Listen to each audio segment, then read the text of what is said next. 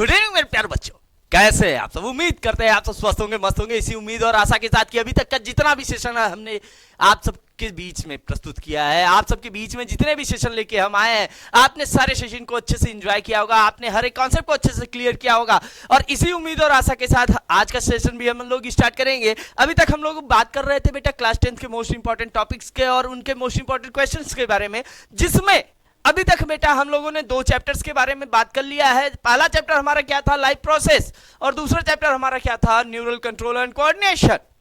आज जो हमें बात करना है बेटा थर्ड वन चैप्टर रिप्रोडक्शन से, जिसे हिंदी में क्या बोला जाता है, जनन।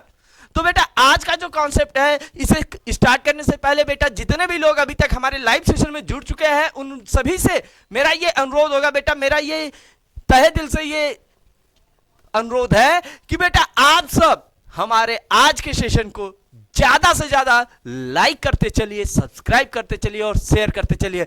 और जितने भी लोग अभी तक सेशन में हैं उन लोगों से यही एक उम्मीद होगी बेटा कि आप सब जितने भी टॉपिक्स होंगे उनको आप मेंशन भी करते चलिएगा, नोट डाउन भी करते चलिएगा, क्योंकि आपके बोर्ड एग्जाम में ये सारे कॉन्सेप्ट 101% पूछे जाने वाले होते हैं। ठीक है, तो चलिए आज का सेशन यहीं से स्टार्ट करते हैं। अब बेटा सेशन स्टार्ट करते हैं। सेशन स्टार्ट करने में सबसे पहले आपको क्या समझना होगा कि चैप्टर का नाम क्या है बेटा, रिप्रोडक्शन। हिंदी में इसे क्या कहते हैं बेटा, प्रजनन या जनन कहते हैं। क्या कहते हैं बेटा, प्रजनन या जनन। अब इस कॉन्सेप्ट में आपको समझना क्या है, सबसे पहले तो आपको यह ध्यान देना है कि इसके वर्ड को डिफरेंशिएट कर लो। रिप्रोडक्शन, री मीन्स क्या होता है, इंग्लिश में क्या कहते हैं इसे, अगेन। क्या कहते हैं बेटा, अगेन। प्रोडक्शन का मीन्स क्या होता है बेटा, फॉर्मेशन। अगेन मतलब क्या होता है बेटा, फिर। फॉर्मेशन मतलब निर्माण। अगर ऐसी स्थिति आ जाए जिससे कोई भी ऑर्गेनिज्म अपने जैसे प्रोडक्ट को फॉर्म करने लगे तो वही तो हमारा क्या है, रिप्रोडक्शन। इसीलिए बेटा आपने सुना होगा सॉरी आपने सुना होगा बेटा इंडस्ट्रीज में आपने सुना होगा ना कि प्रोडक्शन लेवल होता है, प्रोडक्शन का होता है, और उसमें आपको बताया जाता है प्रोडक्शन कॉस्ट है, ये प्रोडक्शन इतना हुआ, इतने अमाउंट प्रोडक्ट हुए। तो ये जो कंडीशन है प्रोडक्शन में यही मतलब है बनाना। अब अगर हम ऑर्गेनिज्म के अकॉर्डिंग ये बात कर रहे हैं, किसके अकॉर्डिंग हम बात कर रहे हैं, ऑर्गेनिज्म के अकॉर्डिंग। ऑर्गेनिज्म को हिंदी में क्या कहा जाता है बेटा, जीवधारी।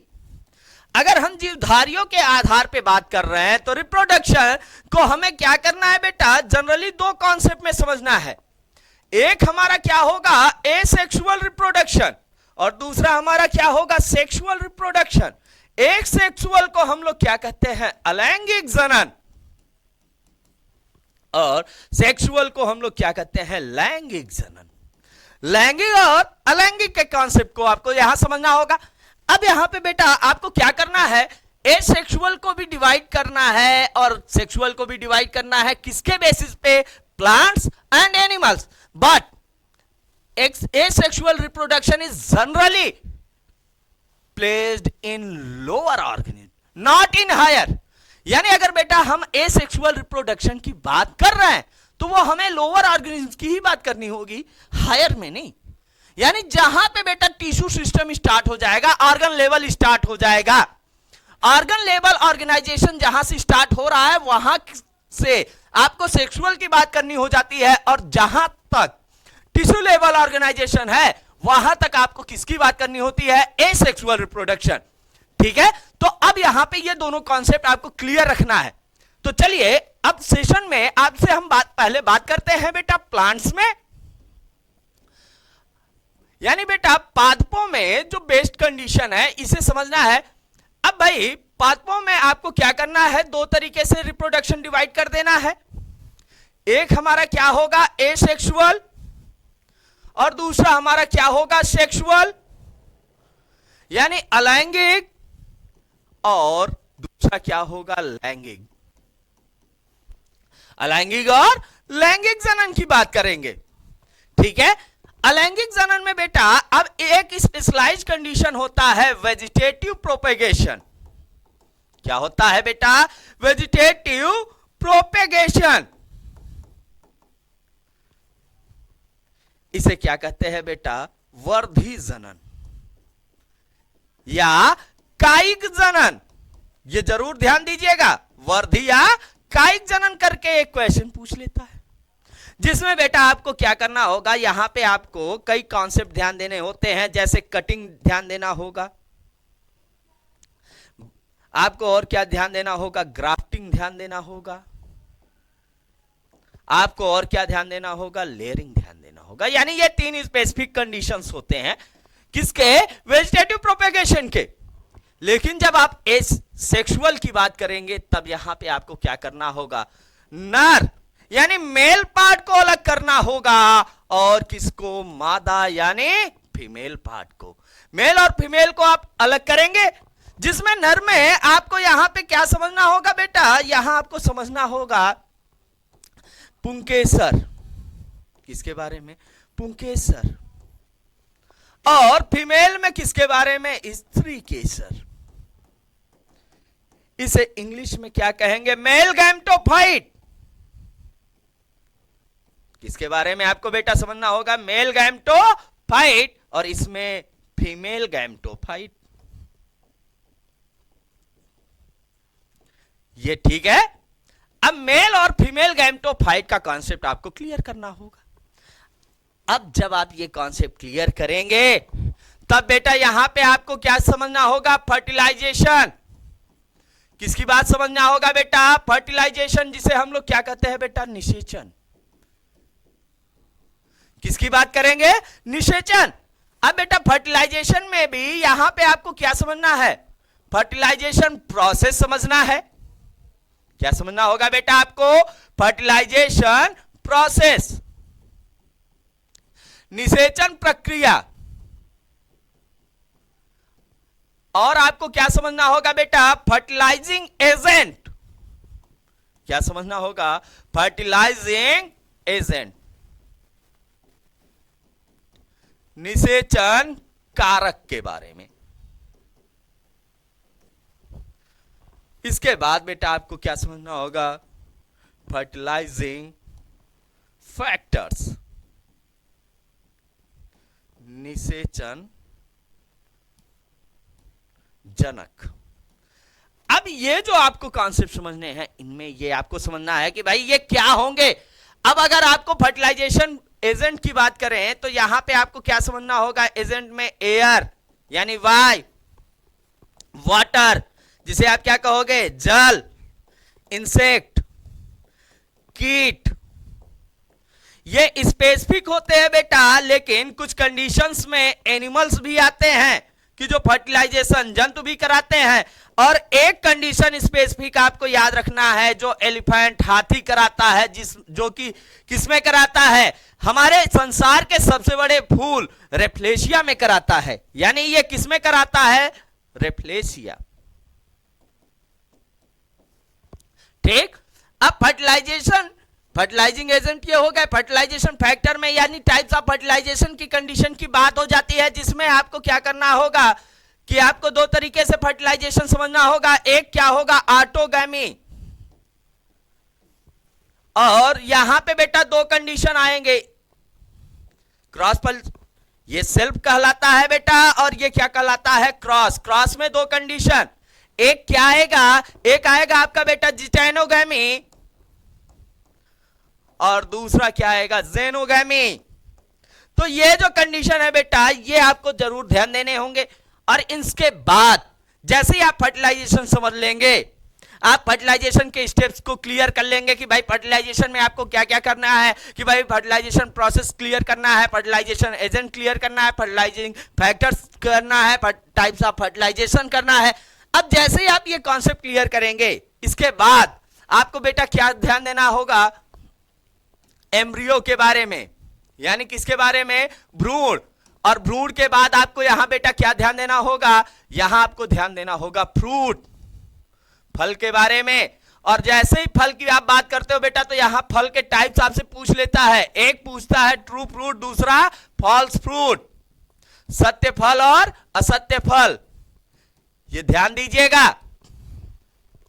इसके बाद आपसे यहां क्या पूछ लेगा बेटा, सीड, बीज के बारे में। अब बीज में बेटा आपसे दो कंडीशन पूछेगा, एक पूछेगा एल्ब्यूमिनस, एल्ब्यूमिनस, और दूसरा नॉन एल्ब्यूमिनस। ठीक है, तो ये इतने कंडीशन आपसे किसमें पूछेगा, प्लांट्स में। ठीक है, अब जैसे ही आप एनिमल के कॉन्सेप्ट में आते हैं, किसके कॉन्सेप्ट में आते हैं, एनिमल्स। अब बेटा एनिमल्स में आपको थोड़ा सा ज्यादा ध्यान देना होता है, जंतुओं में। ठीक है, अब जंतुओं में जो एसेक्सुअल रिप्रोडक्शन है बेटा, पहले हम इसकी बात कर लें।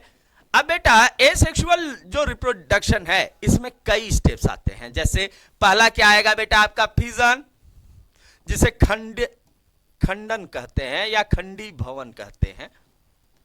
ठीक है, इसके बाद क्या आएगा बेटा, बडिंग, इसे पुटी भवन कहते हैं। इसके बाद क्या आएगा बेटा, फिजन, बडिंग, स्पोरुलेशन, इसे क्या कहते हैं बेटा, हिंदी में स्पोरुलेशन ही कहते हैं। इसके बाद बेटा यहां पे क्या आएगा, कोनिडिया, क्या आएगा बेटा, कोनिडिया। इसके बाद क्या आएगा बेटा, फिजन हो गया, बडिंग हो गया, स्पोरुलेशन हो गया, कोनिडिया हो गया। अब बेटा एक स्पेसिफिक कंडीशन मुझे अभी थोड़ा सा ध्यान से नहीं आ रहा है, लेकिन फिर भी 1 मिनट वेट करने पे आ जाएगा। थोड़ा सा फिजन, बडिंग, स्पोरुलेशन, कोनिडिया और फ्रेगमेंटेशन। क्या आएगा बेटा, फ्रेगमेंटेशन। ये इसे भी बेटा खंडी भवन बोलते हैं। ये दो अलग अलग प्रोसेस है। ठीक है, इतना आपको समझना होगा किसमें, एसेक्सुअल में। सेक्सुअल में बेटा लैंगिक जनन में आपको क्या क्या ध्यान देना है, ये ध्यान देना। लैंगिक जनन जब भी आप कराओगे तो दो कम से कम चाहिए होंगे ना, दो लिंग। एक क्या होगा आपका नर, मेल, दूसरा क्या होगा मादा, जिसे आप क्या कहोगे, फीमेल। ठीक, अब बेटा यहां पे आपको क्या ध्यान देना है, नर के गुणसूत्र, किसके बारे में ध्यान देना है आपको, गुणसूत्र, क्रोमोसोम, यहां भी और इसका भी क्या आपको ध्यान देना है, गुणसूत्र यानी क्रोमोसोम के बारे में यहां भी आपको ध्यान देना है। ठीक, अब नर के जो गुणसूत्र होते हैं लैंगिक गुणसूत्र XY, मादा के क्या होते हैं XX, लेकिन साथ में 22XX ये दैहिक गुणसूत्र होते हैं, यानी ऑटोनॉमस क्या होते हैं, क्रोमोसोम होते हैं। तो ये बेटा सेक्सुअल में है। अब यहां पे आपको क्या समझना होगा, अगर हम बात करें नर की, मेल की, तो यहां पे आपको क्या समझना होगा, नर जननांगों के बारे में। किसके बारे में समझना होगा बेटा आपको, नर जननांगों यानी मेल सेक्स ऑर्गन्स, इनके बारे में समझना होगा। दूसरा नर युग्मक निर्माण के बारे में समझना होगा। किसके बारे में, नर युग्मक निर्माण यानी फॉर्मेशन ऑफ मेल गैमेट। क्या ध्यान देना होगा बेटा, फॉर्मेशन ऑफ मेल गैमेट। इसके बाद बेटा आपको क्या ध्यान देना होगा, जब ये आप कर लेंगे, इसके बाद आपको क्या ध्यान देना होगा, नर युग्मक स्थानांतरण के बारे में। किसके बारे में समझना होगा बेटा, नर युग्मक स्थानांतरण, ट्रांसफर ऑफ मेल गैमेट के बारे में, ट्रांसफर ऑफ मेल गैमेट। इसके बाद बेटा आपको यहां पे क्या समझना होगा, नर में होने वाले लैंगिक विकार, नर में होने वाले लैंगिक विकार के बारे में समझना होगा। Diseases caused in male due to sexual intercourse. ये इतना आपको क्या करना है बेटा, कॉन्सेप्ट ध्यान देना होगा, ठीक है। इसके बाद बेटा आपको क्या करना होगा, मादा के बारे में, फीमेल्स के बारे में आपको समझना होगा, जिसमें आपको सबसे पहले क्या समझना होगा, मादा जननांग के बारे में। किसके बारे में, मादा जननांग, जिसे आप क्या कहोगे, फीमेल सेक्स ऑर्गन। इसके बाद बेटा आपको यहां पे जो नेक्स्ट आपका हॉट टॉपिक रहता है वो क्या रहता है, मादा जननांग की संरचना। ये बहुत ही ज्यादा बार पूछा गया है बेटा, इसलिए जरूर ध्यान देना। क्या, structure of sex organs in female, ठीक। इसके बाद बेटा आपको क्या ध्यान देना है, मादा युग्मक का निर्माण। किसका निर्माण, मादा युग्मक का निर्माण, फॉर्मेशन ऑफ फीमेल गैमेट। इसके बाद बेटा आपको यहां पे क्या ध्यान देना होगा, मासिक धर्म। किसके बारे में, मासिक धर्म, जिसे आप क्या कहते हैं, मेंस्ट्रुअल साइकिल। किसके बारे में, मेंस्ट्रुअल साइकिल। इसके बाद बेटा आपको क्या ध्यान देना होगा, इसके बाद आपको ध्यान देना होगा गर्भाकाल। किसके बारे में, गर्भाकाल, जिसे आप क्या कहते हैं, गैस्ट्रेशन पीरियड। क्या कहेंगे बेटा, गैस्ट्रेशन पीरियड। इसके बाद बेटा यहां पे क्या आपको ध्यान देना होता है, यहां आपको ध्यान देना होता है formation of zygote and embryo. Formation of zygote and embryo, ठीक। क्या कहते हैं, भ्रूण एवं जाइगोट का निर्माण, यह आपको ध्यान देना होता है। अगला आपको क्या ध्यान देना होता है, इम्प्लांटेशन ऑफ जाइगोट। क्या ध्यान देना होता है बेटा, इम्प्लांटेशन ऑफ जाइगोट। जाइगोट का रोपण, यह ध्यान देना होता है। इसके बाद बेटा आपको यहां पे क्या ध्यान देना होगा, यहां पे आपको ध्यान देना होगा फीमेल सेक्स हार्मोन। किसके बारे में, फीमेल सेक्स हार्मोन्स के बारे में, मादा लैंगिक हार्मोन। इतने कॉन्सेप्ट के बाद बेटा आपको एक लास्ट वन कॉन्सेप्ट क्या ध्यान देना होगा, फीमेल सेक्स डिजीजेस, ठीक, मादा जनन रोग, ठीक। अब इतने कॉन्सेप्ट के बारे में आपको क्या करना होता है बेटा, समझना होता है कि इतने कॉन्सेप्ट होते हैं और इनके बारे में आपको ध्यान देना होगा, ठीक है।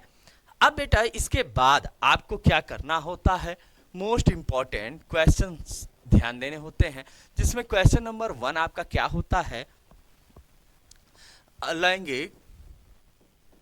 अलैंगिक जनन क्या होता है तथा इसके प्रकार बताएं। ये ध्यान देना है बेटा। ये पहला क्वेश्चन होता है क्या, कि what is asexual reproduction and define its types, ठीक। सेकेंड वन, पादपों में लैंगिक जनन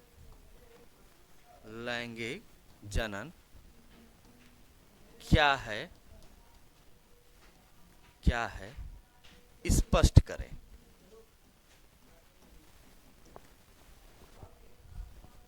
what is sexual reproduction in plants. What is sexual reproduction in plants? Define it. अब बेटा ये तो दो मोस्ट इंपॉर्टेंट क्वेश्चंस होते हैं प्लांट से. अब यहाँ पे तीसरा आपसे क्या पूछ लेगा, पादपों में पुष्प की संपूर्ण संरचना के बारे में बताएं. संरचना के बारे में बताएं. ठीक. Define about structure of flowering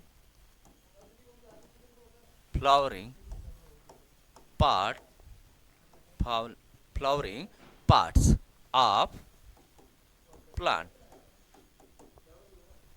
ठीक. नेक्स्ट आपको क्या ध्यान देना होगा, सत्य एवं असत्य फल, सत्य एवं असत्य फल को विभेदित करें.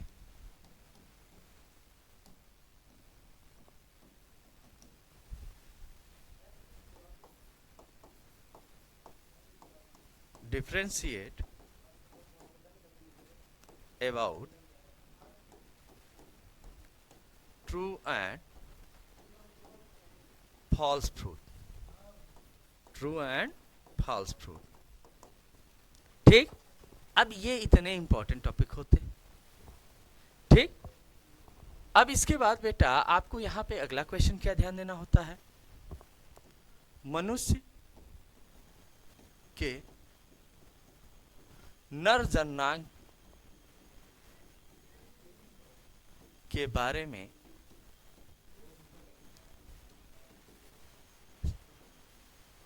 व्याख्या करें. ठीक. डिफाइन अबाउट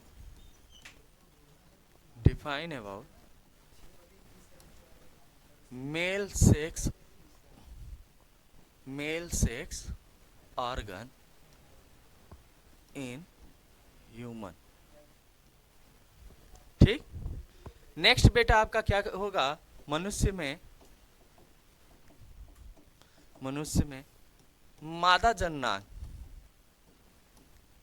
मादा जननांग के बारे में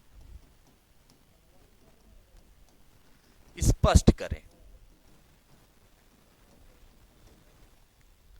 define about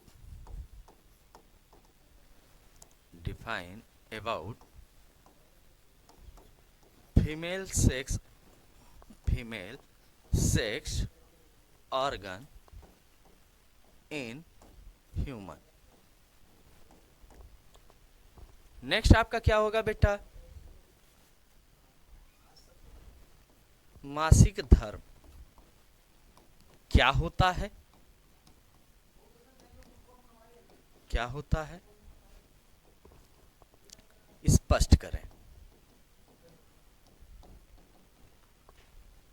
what is menstrual या menstruation cycle, define it. इसके बाद बेटा क्वेश्चन नंबर 8 क्या है, गर्भा काल एवं भ्रूण विकास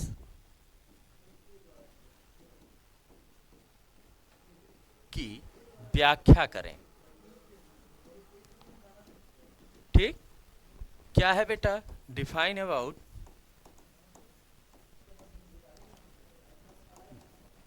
gestation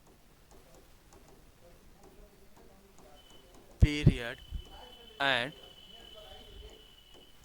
embryonic development and embryonic development. Question number 9, भ्रूण विकास क्रिया को स्पष्ट करें।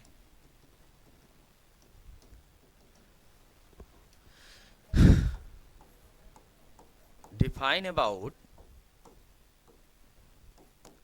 mechanism of embryonic development।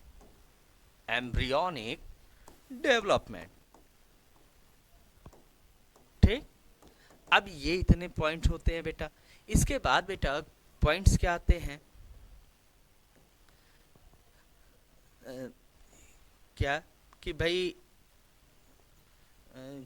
Hindi में थोड़ा सा मुझे ये हिंदी कंफर्म नहीं हो पा रहा है, बैरियर को, या ऐसे ही करते हैं बेटा कि बैरियर क्या होते हैं, बैरियर क्या होते हैं,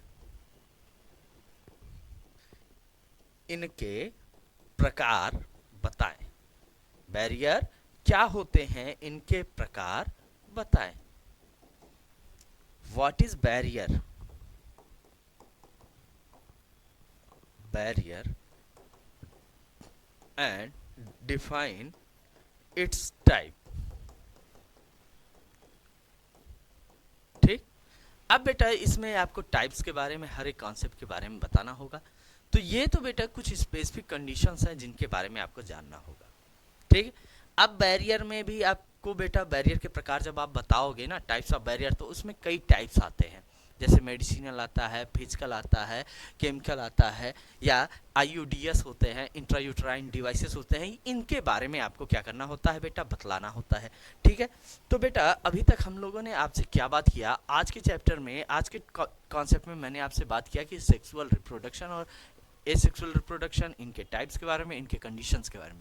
ठीक है, तो उम्मीद करते हैं बेटा कि आज का भी सारा कॉन्सेप्ट आपको क्लियर हुआ होगा। तो चलिए आपसे मिलते हैं नेक्स्ट वीडियो में, लेकिन बेटा आप सब हमारे यूट्यूब चैनल को लाइक करना, सब्सक्राइब करना और शेयर करना ना भूलें। तो चलिए आपसे मिलते हैं नेक्स्ट वीडियो में, तब तक के लिए धन्यवाद। जय हिंद,